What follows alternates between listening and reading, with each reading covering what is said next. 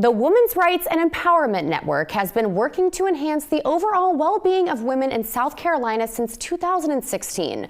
This year marks the beginning of a new era for WREN, and we are happy to be joined by their new CEO, Dr. Amalia Luxardo. Dr. Luxardo, thank you so much for joining us, and congratulations. Thank you. Thank you. Good morning. Hi, everyone. Thank you for having me. I want to ask you, what were the reasons for deciding to take on this role as the CEO of WREN?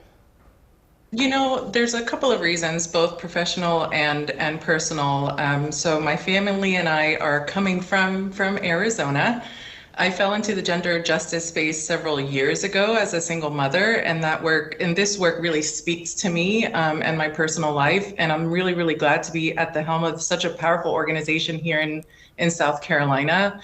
And sort of on the personal side of things, I have family that lives on the East Coast. Really close to where we are. And with three kiddos, as you can imagine, it's really nice to be closer to the grandparents. Yeah, totally. I totally understand that. And now I have to ask, February is when you officially stepped into this role. And now what are your goals and your key priorities that you want to accomplish? Sure. So some of the short-term goals are really building out the capacity of the organization. We have been a small but mighty team for a number of years now, but we know that the call of the community is much greater than that, and we want to make sure that our staff are well resourced, that we have enough folks to really answer what the community needs are in the next couple of years. So that's some of the short-term goals that we have here.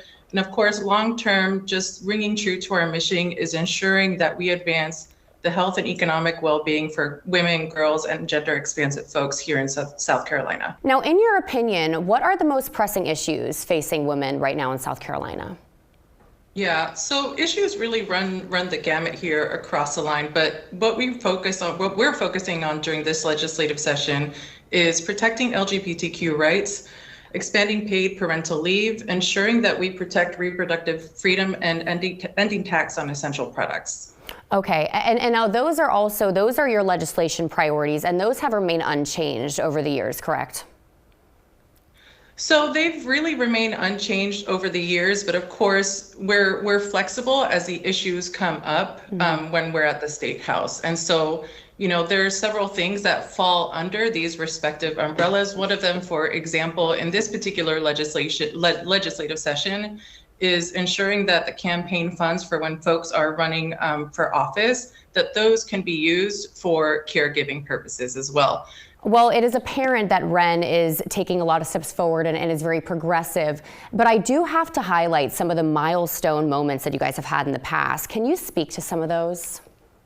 Sure. So some of the milestones that we've had in prior years are decriminalizing self-managed abortion, expanding paid leave for educators, which, as you can imagine, is incredibly important, and permanent contraception for dependents on state healthcare plans. Dr. Luxardo, I want to congratulate you and thank you again so much for joining us today. And for more information for our viewers, you can visit scwren.org. Dr. Luxardo, thank you so much.